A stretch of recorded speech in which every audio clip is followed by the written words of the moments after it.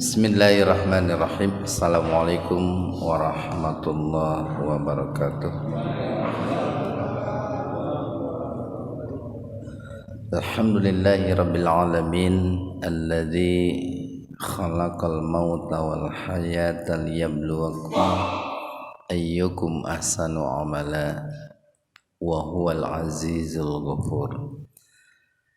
Alladzi khalaqa sab'a samawati tibakum ma tara fi khalqir rahmani min tafawut.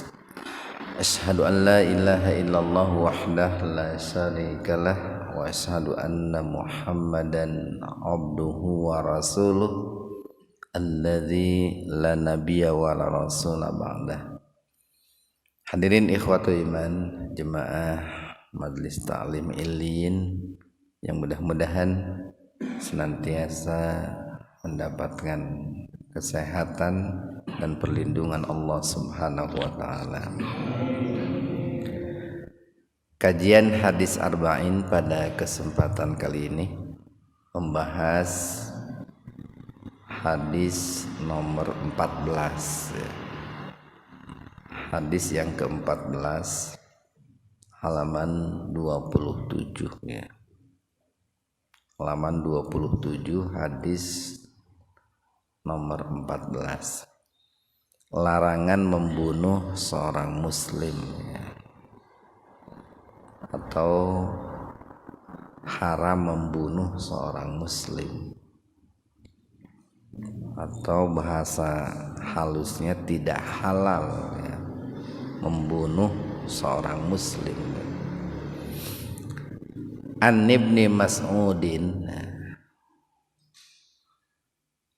Jadi bisa dibacanya bisa begini Pak, bisa An Ibni ya, bagusnya begitu. Tapi bisa juga An Ibni. Nah itu.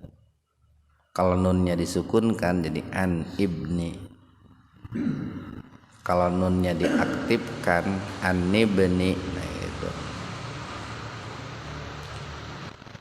Nah itu karena hamzahnya di sini itu adalah hamzah zaidah, hamzah tambahan.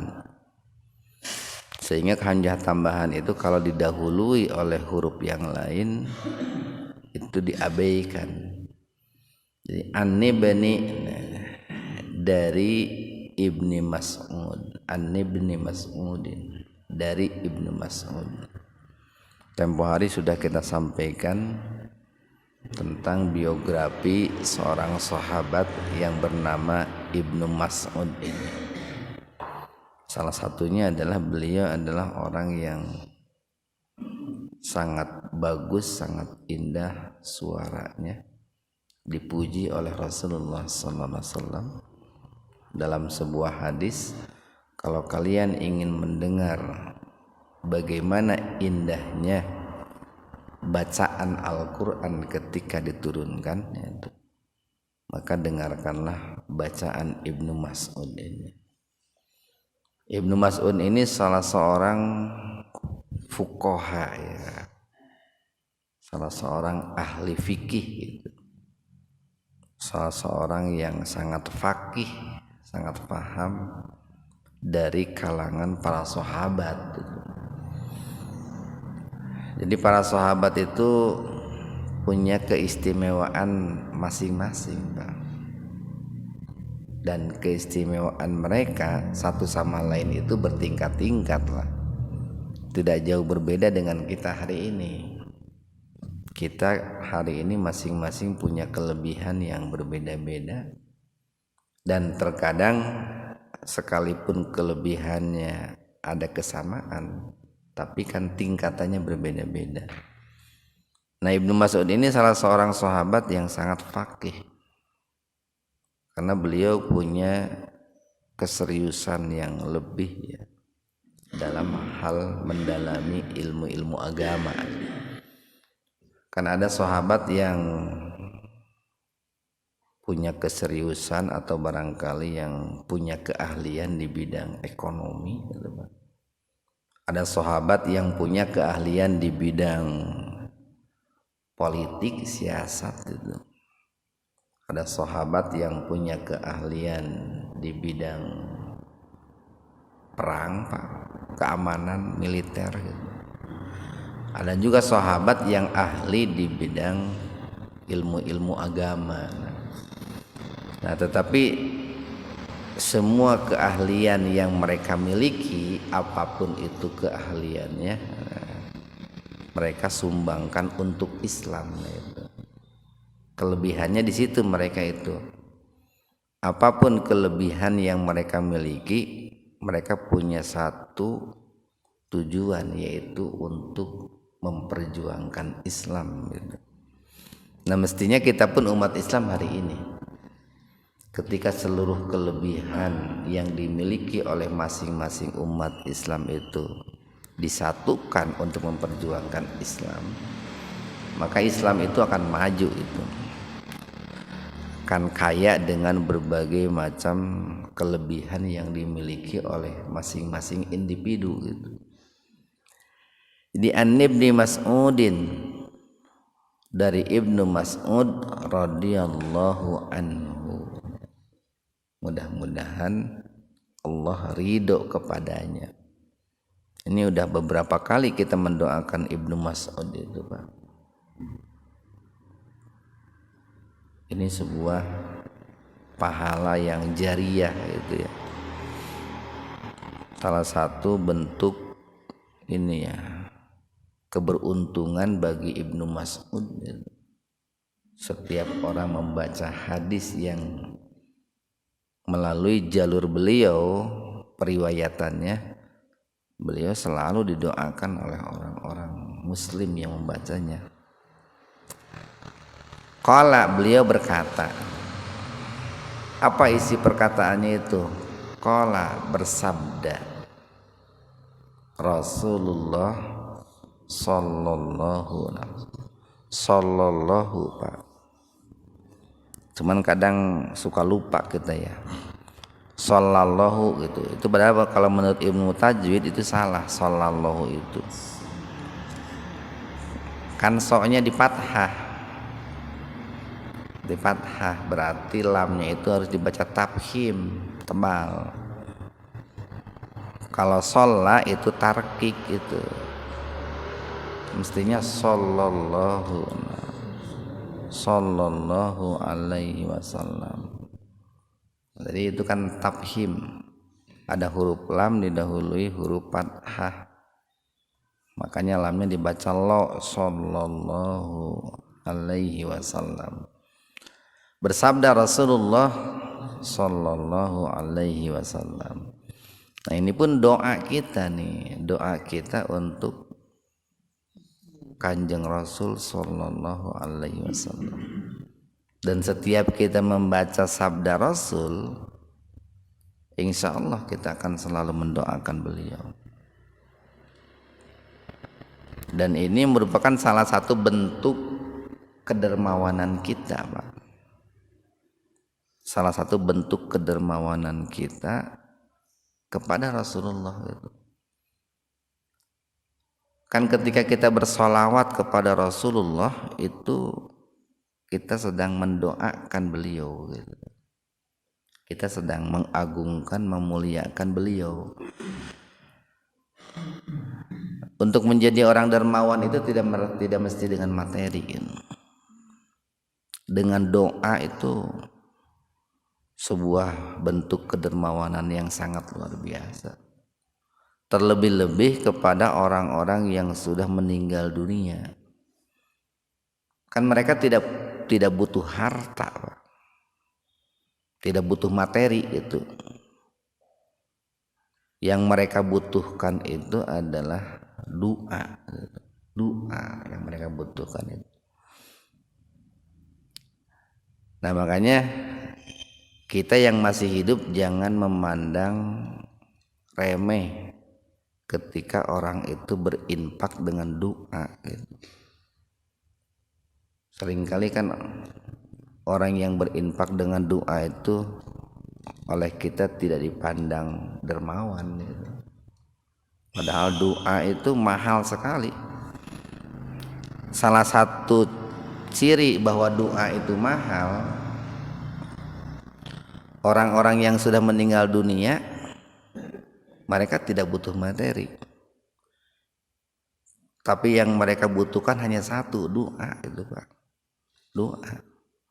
Jadi kalau orang yang masih hidup butuh doa, butuh materi. Tetapi yang sudah meninggal nggak butuh materi. Nah berarti itu kan materi itu nilainya lebih rendah daripada doa itu sebetulnya. Maka yang meninggal hanya butuh doa saja, tidak butuh materi. Ini kalau ditanamkan dalam setiap diri umat Islam bahwa betapa mahalnya doa, sehingga nama satu akan rajin menuntut ilmu, menjadikan diri menjadi orang yang soleh. Yang kedua akan hormat kepada orang-orang yang berilmu, orang-orang yang soleh, karena butuh doa dari orang yang soleh itu. Cuman ini untuk merubah ini agak berat, tapi berat bukan berarti tidak bisa gitu. Hampir mungkin hari ini karena orang sudah terbius dengan materialistis, mahalnya doa itu dianggap sepele itu. Nah, apa isi sabda Rasulullah sallallahu alaihi wasallam itu? Pendek ini Pak nih. La yahillu tidak halal, atau mafhum muwafaqahnya gitu. Makna yang sesuainya, la yahillu tidak halal itu bermakna haram gitu. Haram. Jadi kalau la yahillu itu kalimatnya kalimat negatif. Kalau haram itu kalimatnya kalimat positif. La yahillu tidak halal atau haram. Berarti kan kalau haram ketika diterjang berdosa, atau kalau tidak halal ketika diterjang berarti dia berdosa.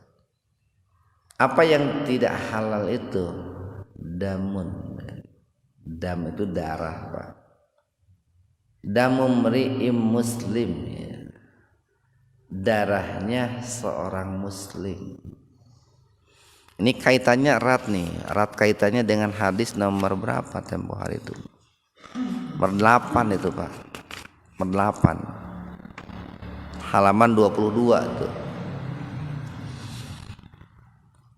Umirtu an uqatilan nas hatta yashhadu an la ilaha illallah wa anna muhammadar rasulullah wa yuqimus shalah wa yu'tuz zakat. Nah,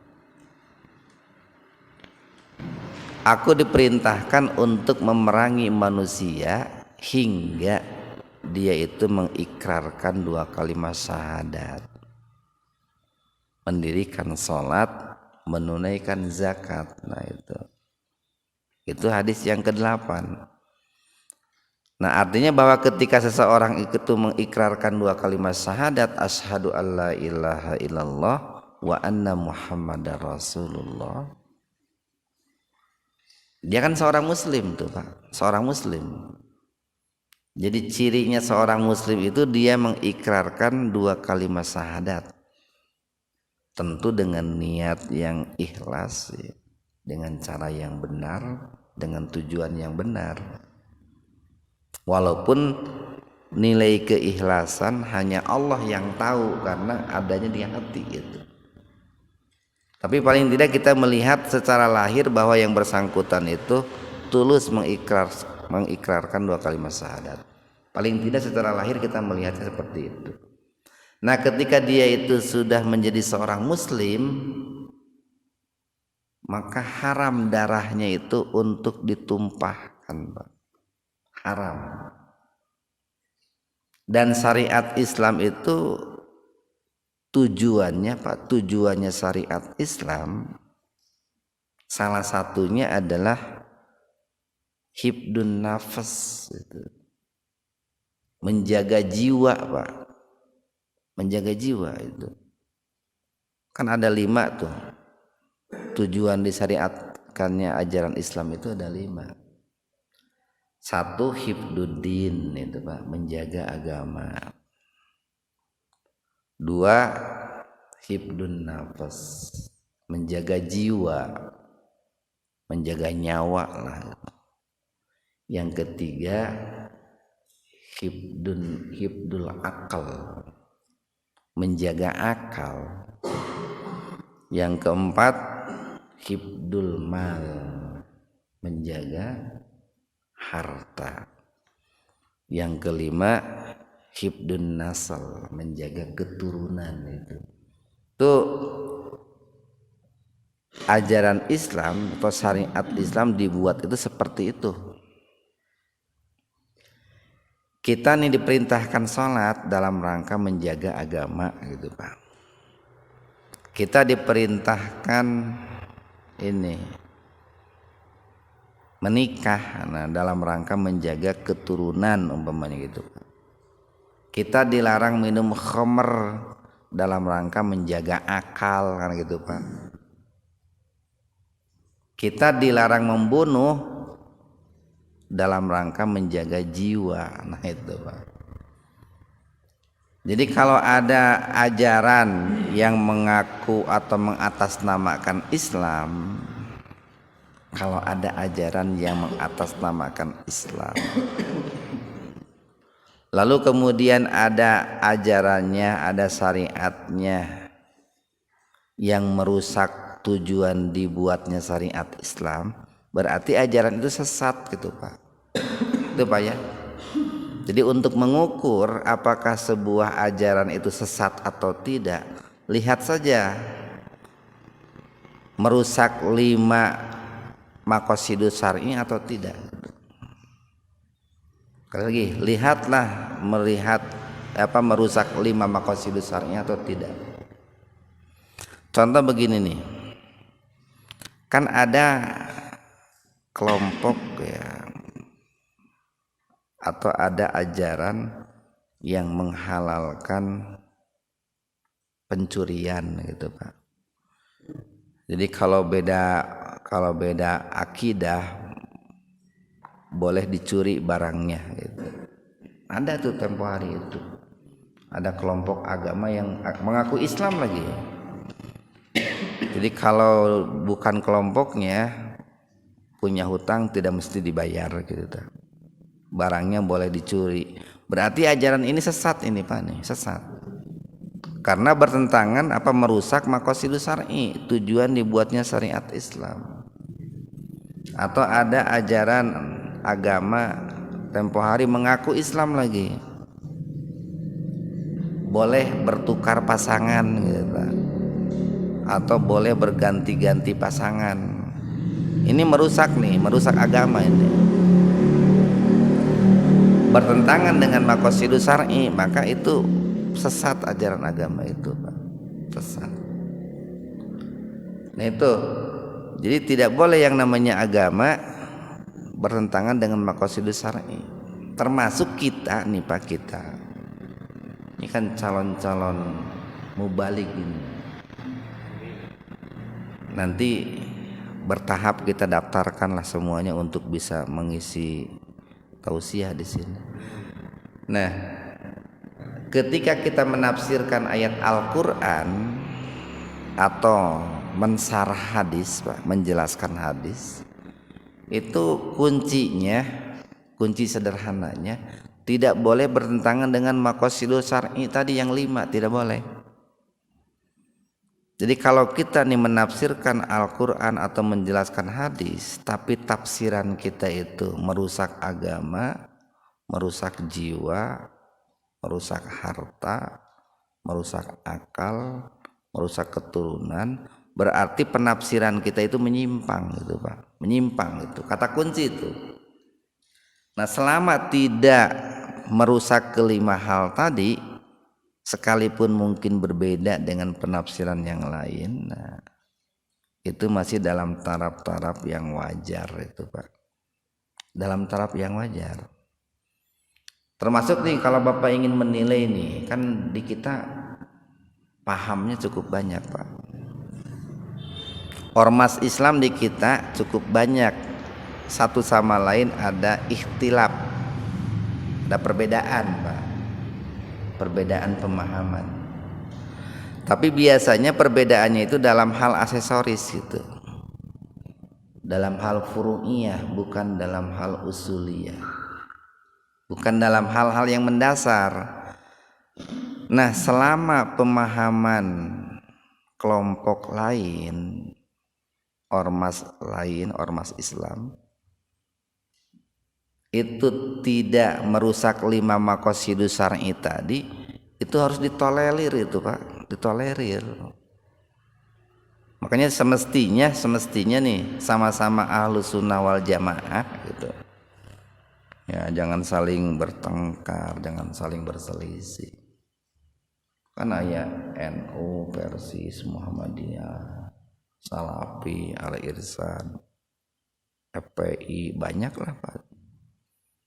Nah, selama tidak merusak 5 maqasidus syar'i tadi, kita harus menilainya dengan bijak gitu, dengan bijak.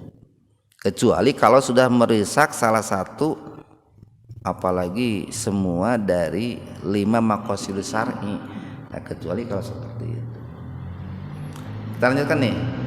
Haram darah seorang muslim. Kata muslimnya dicatat Pak nih, diingat. Ini sebagai sebuah penghususan.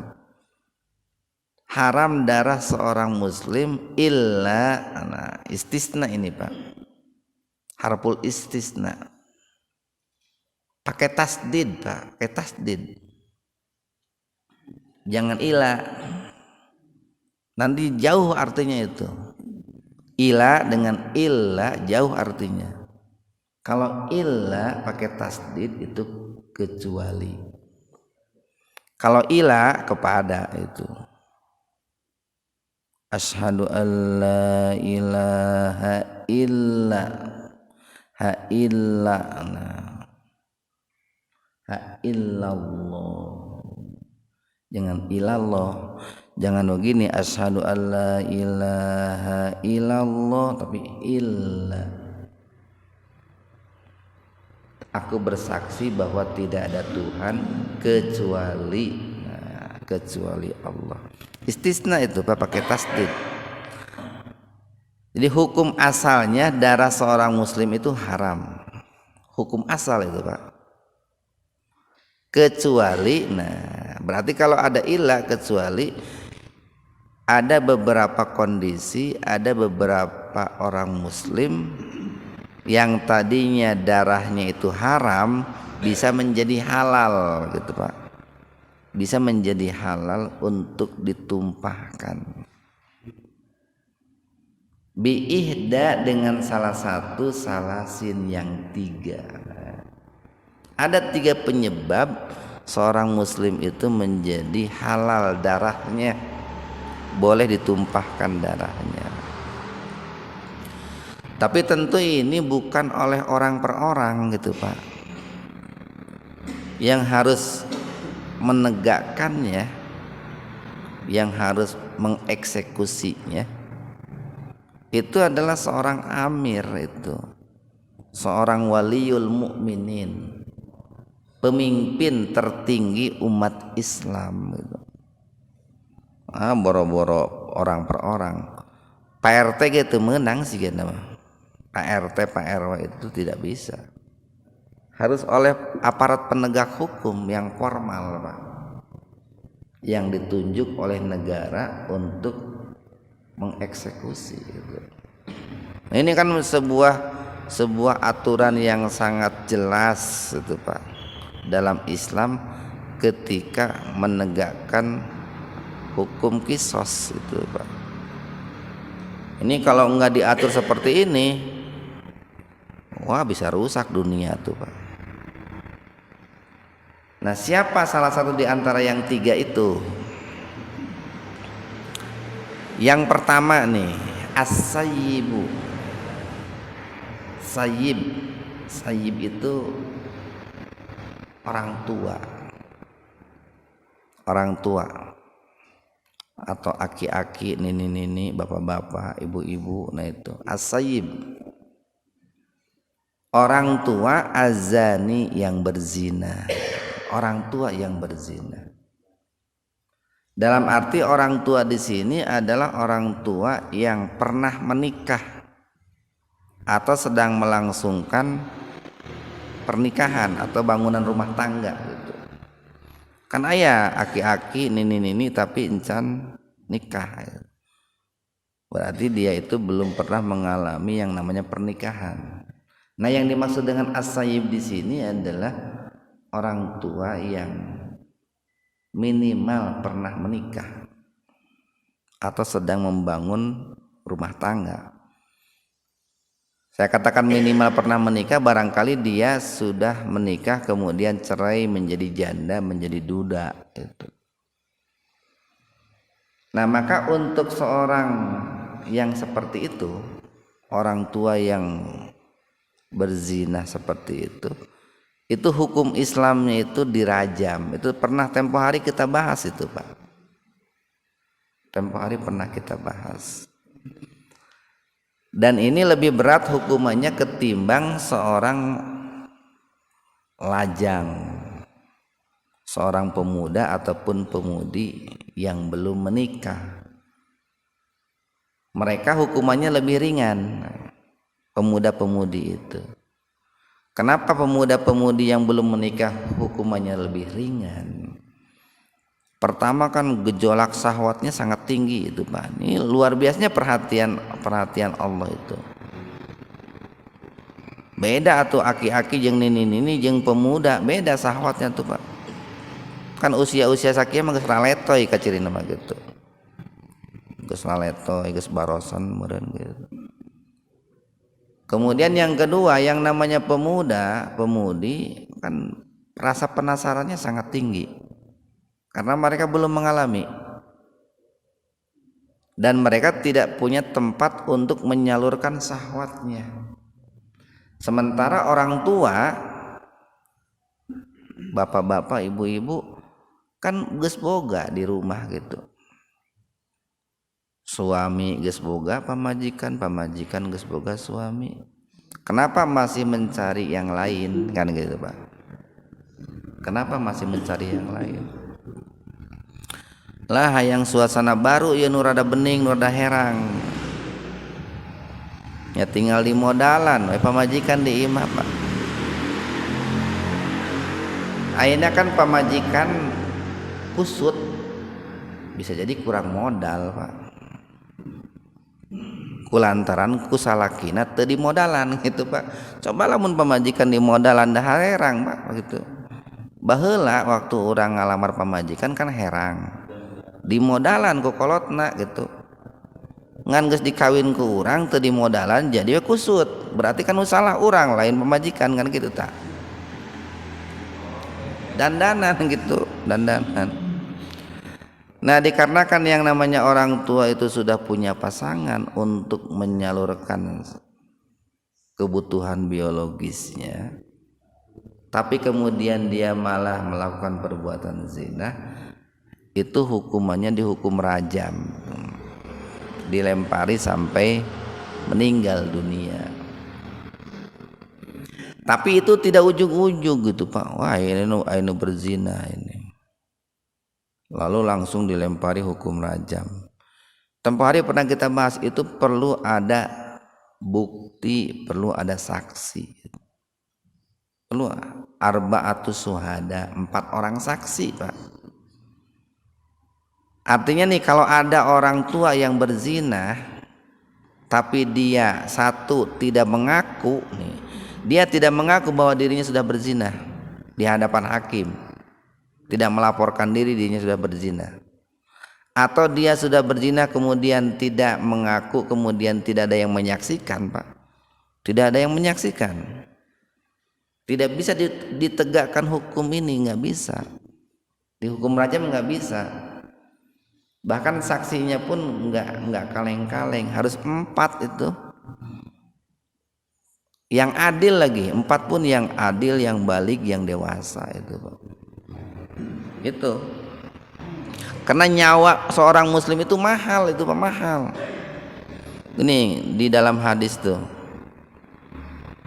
Rasulullah SAW bersabda itu bahwa membunuh seorang muslim itu a'damu min zawali dunya, itu qatlul muslim a'damu min zawali dunya.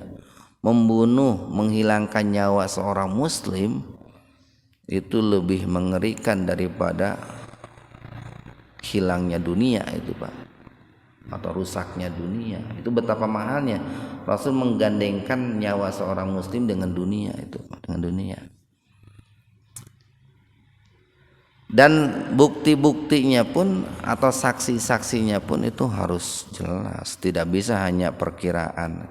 Namanya begini nih, ada seorang bapak-bapak dan ibu-ibu, dia masuk hotel berbarengan, bahkan masuk kamar hotel, lalu kita tuduh dia berzina atau ditegakkan hukum rajam. Nggak bisa itu, nggak bisa kalau memang tidak melihat secara langsung, dan yang melihatnya pun 4 orang itu Pak, 4 orang. Kecuali kalau hari ini kan ada apa ya, CCTV gitu. Jadi kalau hanya melihat masuk hotel lalu dituduh berzina, nggak bisa itu. Kan tidak semua orang masuk hotel mau berzina. Siapa tahu mau nawarin obat atau nawarin proyek gitu ya. Saya pernah mendengar bahwa kesaksian 4 orang itu ternyata andekan gitu, terlihat si fulan sama fulana sama-sama tidak berpakaian, dan terlihat oleh 4 orang pun sama-sama melihat sedang berada dalam satu tumpukan gitu kan. Iya. Tapi ternyata kalau tidak salah harus betul-betul melihat hasapahnya itu, masuknya itu lihat. Iya. Makanya nih dulu kan begini, ada seorang laki-laki bapak-bapak lah, datang kepada Rasulullah sallallahu alaihi wasallam. Namanya itu Maiz itu datang kepada Rasulullah, ya Rasulullah, saya telah melakukan dosa besar gitu. Apa dosa besar kamu wahai Maiz? Saya telah melakukan perbuatan dosa dengan seorang wanita. Rasul nanya tuh, apakah kamu itu membuka pakaianmu? Iya ya Rasulullah. Apakah kamu bersentuhan kulit dengan wanita itu? Iya ya Rasulullah. Apakah kamu itu bersetubuh, bersebadan dengan perempuan itu? Iya ya Rasulullah. Itu sampai bertahap pertanyaannya itu, bertahap detil gitu pertanyaan Rasulullah itu. Nah ini kan kasusnya dia mengaku, bukan orang lain yang melihat, tapi dia mengaku. Cuman pertanyaan Rasulullah itu begitu detil, begitu runut itu ya, bertahap. Nah itu dijadikan sebagai sebuah sandaran bahwa untuk ditegakkannya hukum rajam itu prosesnya panjang gitu. Tidak hanya sebatas ayeuna orang masuk kamar lalu dituduh berzina ditegakkan hukum rajam. Nah pada saat itu Maiz itu diperintahkan oleh Rasulullah kepada para sahabat untuk dirajam. Ketika dirajam, Maiz itu kesakitan. Dia tidak tahan. Akhirnya dia keluar dari, kan kalau dirajam itu dikubur sampai leher, lalu dilempari kepalanya dengan batu. Nah Maiz itu nggak tahan, berontak, walaupun awalnya kan Maiz yang melaporkan diri gitu tapi dia setelah dirajam nggak kuat. Akhirnya Maiz itu keluar dari lubang itu dan dia lari, melarikan diri, dikejar oleh para sahabat. Sampai oleh salah seorang sahabat dilempar dengan potongan tulang onta. Meninggallah Maiz itu. Nah, Kemudian para sahabat itu melaporkan kepada Rasulullah bahwa Maiz itu sudah meninggal, dilempar dengan potongan tulang.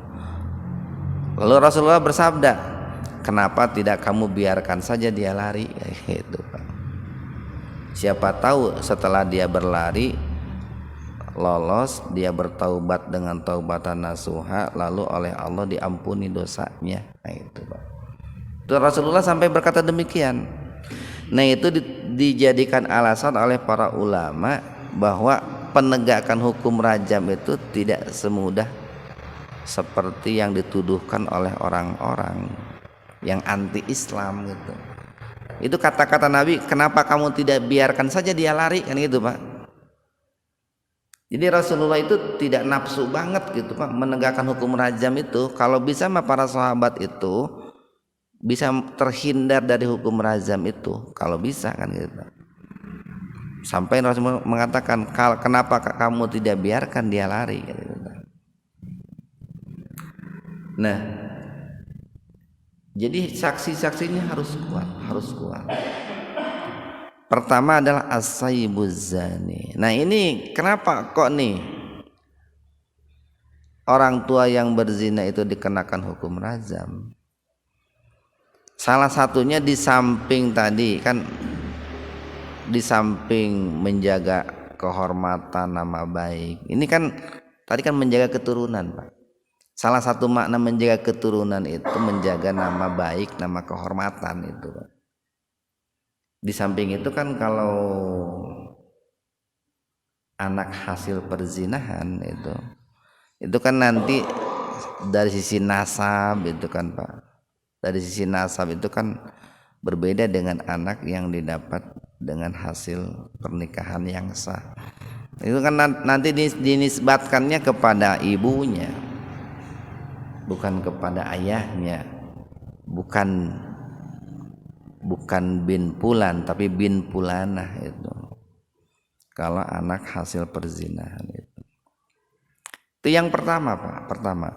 Cuman catatan, sekalipun orang tua yang berzina itu hukumannya hukum rajam, itu harus dengan bukti, dengan saksi dan lain sebagainya. Kalau orang diperkosa enggak dirajam, Pak. Kan yang namanya diperkosa, Pak,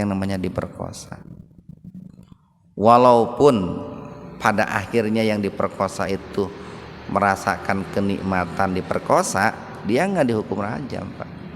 Kan menurut penelitian para ahli biologis, seorang perempuan yang diperkosa walaupun awalnya meronta-ronta, tapi kemudian pada akhirnya dia akan mengalah ketika dakar laki-laki itu menyentuh kemaluan perempuan itu. Tapi tetap dia tidak dikenakan hukum rajam itu, karena dia dipaksa awalnya, Pak. Disitulah pentingnya niat. Kalau orang yang berzina kan niatnya berzina, tapi kalau orang diperkosa sekalipun pada akhirnya merasakan kenikmatan, dia tidak punya niat untuk berzina, Pak. Tapi dipaksa kan gitu. Itu enggak dirajam orang yang diperkosa itu, sekalipun seorang ibu yang sudah menikah. Termasuk duda ini, Pak, duda atau janda sama kan, mereka sudah pernah merasakan nikmatnya pernikahan. Nah, tempo hari pernah kita sampaikan bahwa di rajam itu dikubur setengah badannya sampai leher dan dilempari dengan batu ukurannya yang tidak terlalu besar, tidak terlalu kecil. Kenapa? Karena kalau terlalu kecil tidak terasa. Kalau terlalu besar langsung mati itu. Kenapa ukurannya harus sedang-sedang? Biar dia merasakan bagaimana sakitnya dirajam, sebagaimana dia merasakan bagaimana nikmatnya berzina. Nah itu, Pak. Itu yang pertama. Yang kedua,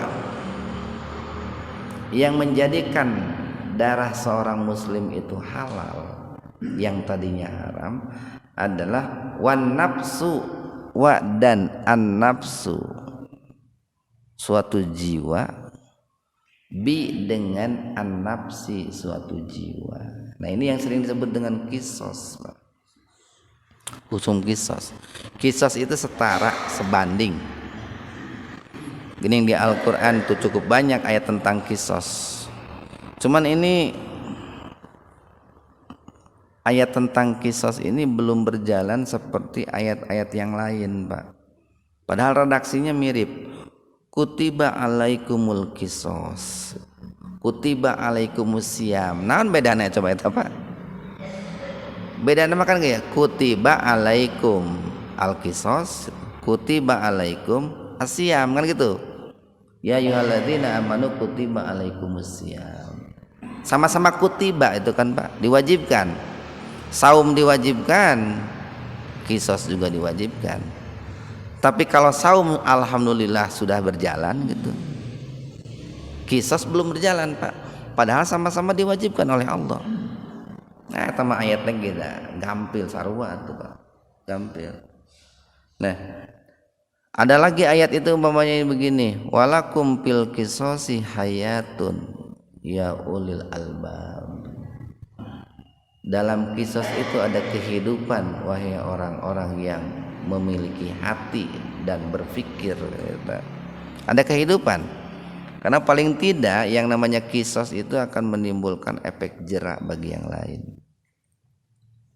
Makanya penegakan hukum rajam dan hukum kisos oleh penguasa yang berwenang, yang formal, itu tidak sembunyi-sembunyi, Pak, tapi di tempat umum. Di tempat umum. Kenapa? Karena kan tujuannya salah satunya nih, di samping hukuman untuk yang bersangkutan, tujuannya adalah untuk membuat efek jerak itu. Efek jerak bagi yang lain, biar takut itu, biar takut. Ada ayat lagi umpamanya al anfu bil anfi wal udhunu bil udhuni. Nah itu orang yang melakukan kezaliman terhadap hidung dibalasnya dengan hidung lagi, telinga dengan telinga lagi, mata dengan mata lagi. Sampai-sampai nih Nabi mengatakan begini, betapa pentingnya kisos. Kelak di yaumul akhir nih, kan umpamanya tidak berlaku kisos di dunia.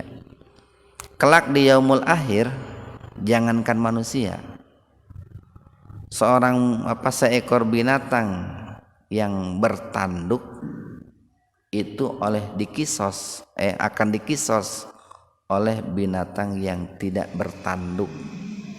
Padahal kan binatang mau masuk neraka, mau masuk surga gitu, Pak. Nah itu menggambarkan bahwa ketika orang itu dizalimi di dunia tapi belum sempat ditegakkan hukum kisos terhadap yang menzalimi, maka nanti akan ada kisosnya di akhirat itu, Pak. Akan ada kisosnya di akhirat. Ini mengerikan sekali ya. Banyak kan kita lihat, kita dengar gitu ya. Kita dengarlah minimal. Banyak orang-orang Islam, ulama-ulama, kiai-kiai yang dihilangkan nyawanya oleh orang-orang tertentu. Itu tanpa ada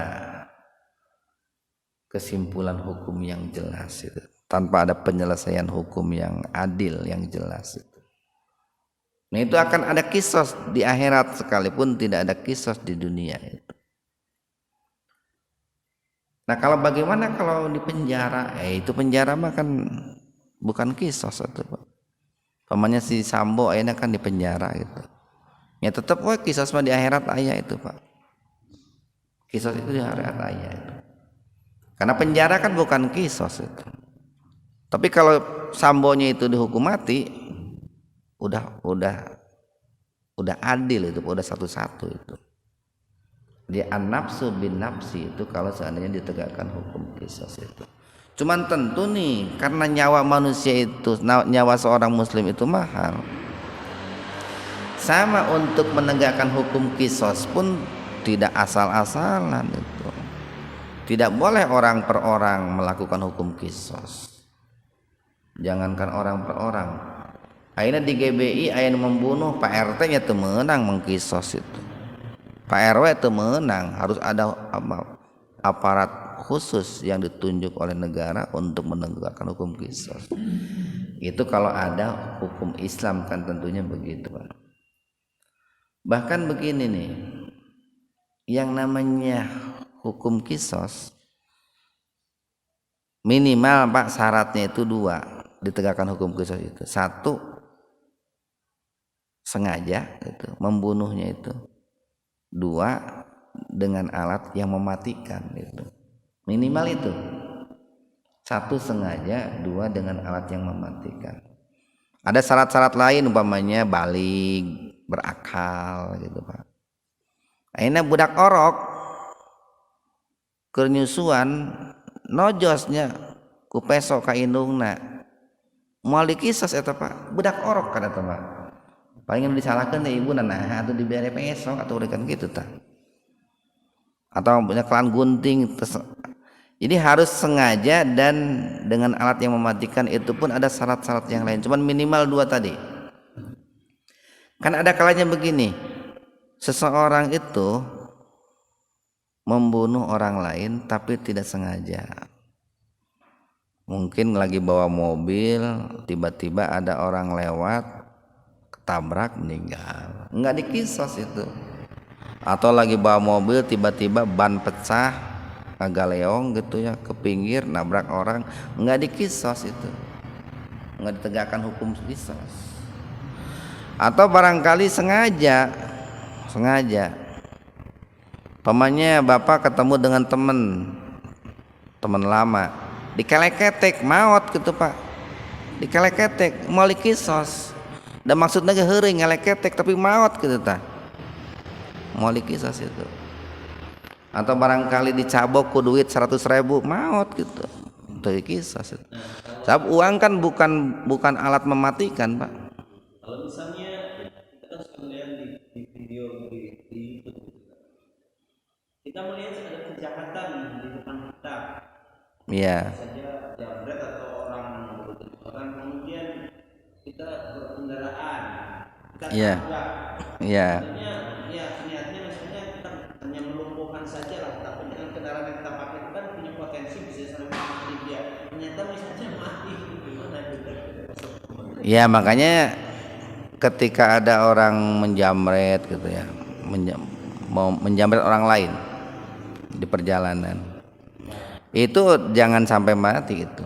Kita jangan punya niat untuk membunuh orang itu, tapi untuk melumpuhkan saja gitu. Untuk melumpuhkan saja. Kalaupun nanti meninggal itu kan tidak sampai kepada kisos, cuman pasti ada proses hukum oleh aparat penegak hukum itu. Kayak saya kerame gini nyata, aya geuning nu maling kambing gitu, lalu nu maling kambingnya teh nya tadi ketahuan lalu disiksa sampai meninggal, ya aya proses hukumna ya Pak.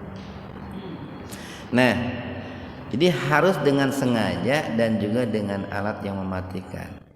Tapi kalau keluarganya memaafkan, ini catatan nih, betapa adilnya hukum Islam.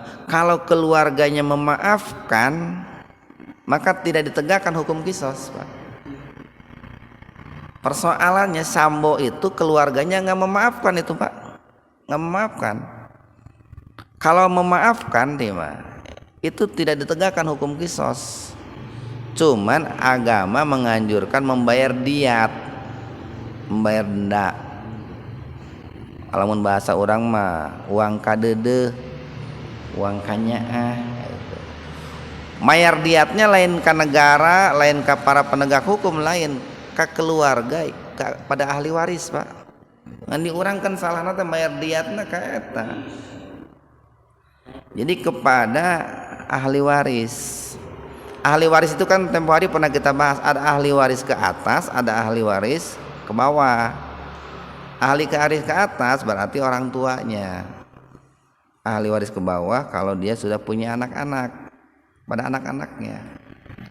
Jadi kalau seandainya nih sepakat orang tuanya memaafkan, anak-anaknya memaafkan, pokoknya semua ahli waris memaafkan, sepakat. Walaupun mungkin pada awalnya ada yang tidak memaafkan, tetapi setelah melalui proses negosiasi yang panjang akhirnya memaafkan gitu. Maka orang yang membunuh itu dianjurkan membayar diat. Usahakanlah yang membunuh membayar diat sebesar-besarnya, dan usahakanlah yang meminta diat seringan-ringannya. Kayak begitu Pak, kayak nikah mere mahar gitu Pak. Calon suami mere mahar usahakan sing gede tong letik-letik teuing, tapi calon pamajikan usahakan minta mahar teh anu ringan. Kan kayak begitu enak itu Pak. Itu yang kedua. Yang ketiga nih, yang menjadi halal darah seorang muslim itu watariku, yang meninggalkan, yang murtad lah bahasa begini Pak, yang keluar lidinihi, dari agamanya, dari Islam, al mufariku, yang tarik firqah itu, yang bercerai atau yang sama, yang keluar Pak, al mufariku itu yang terpisah lil jamaati, dari jamaah umat Islam. Nah tetapi ini pun nih Pak, orang yang murtad itu tidak ujug-ujug dihukum mati. Itu biasanya kalau di zaman para sahabat dulu nih, kalau ada yang murtad itu jangan katanya, tapi harus betul dulu, betul ini orang ini murtad gitu. Dan yang disebut murtad itu berkaitan dengan hal-hal yang usul, yang pokok Pak. Aina tuh bisa orang tidak sholat tahajud disebut murtad, tuh bisa. Atau orang sholat qobliyah, puasa Senin Kemis disebut murtad, tuh bisa. Yang wajib Pak, yang usul, umpamanya nih, orang itu tidak percaya sholat itu wajib, nah itu murtad itu Pak. Tapi kalau orang tidak sholat duhur nggak murtad, cuma dia dosa besar. Jadi kan ada orang itu tidak sholat wajib ya, tidak sholat fardu, tapi dia masih percaya sholat itu wajib, cuman dia kebluk, malas, nggak murtad itu. Tapi kalau orang sudah tidak percaya sholat fardu sholat 5 waktu itu wajib, orang sudah tidak percaya puasa Ramadan itu wajib, orang sudah tidak percaya zakat fitrah itu wajib, itu murtad. Kalau tidak zakat, pelit itu Pak. Beda antara pelit dengan tidak percaya itu. Nah yang tidak percaya itu murtad, keluar dari Islam. Dan itu harus didengar langsung oleh penegak hukum yang bersangkutan, yang berwenang Pak. Kalau didengar langsung, dipanggil orangnya, panggil, dinasehatin. Setelah dinasehatin itu biasanya diberi waktu 3 hari untuk kembali bertaubat ke jalan yang benar. Nah baru kalau setelah 3 hari, tentunya dengan berbagai macam cara nasihat, mengingatkan, tapi dia kekeh petekeh gitu, tidak percaya bahwa Nabi Muhammad itu sebagai utusan Allah. Tapi dia awalnya seorang muslim, pas seorang muslim, maka barulah ditegakkan hukum qisas itu Pak. Boleh untuk dialirkan darahnya. Nah ini berkaitan dengan muslim Pak, dengan muslim. Kalau orang kafir nggak bisa Pak, nggak bisa. Ayeuna ada orang kafir berzina, kan mereka mah percaya kan hukum Islam itu Pak. Ada orang kafir meninggalkan Islam, asal lagi kan teu Islam itu bisa dihukum mati oleh pemerintahan Islam. Makanya kan ada kafir dimi dia gini dilindungi kan gitu. Asalnya dia seorang muslim, karena dia sudah mengikrarkan 2 kalimat syahadat, berarti dia kan sudah siap untuk melaksanakan seluruh aturan-aturan yang ditetapkan oleh Allah dan Rasulnya. Maka dengan 3 hal tadi nih, kan zina diharamkan, membunuh diharamkan, keluar murtad dari Islam kan diharamkan. Kalau dilanggar dengan beberapa persyaratan tentunya, maka barulah dihalalkan untuk menumpahkan darahnya, itu pun oleh aparat yang berwenang untuk menegakkan hukum gitu Pak ya. Mudah-mudahan ada manfaatnya untuk kita semua. Subhanakallahumma wa bihamdika asyhadu an la ilaha illa anta astaghfiruka wa atubu ilaik. Assalamualaikum warahmatullahi wabarakatuh.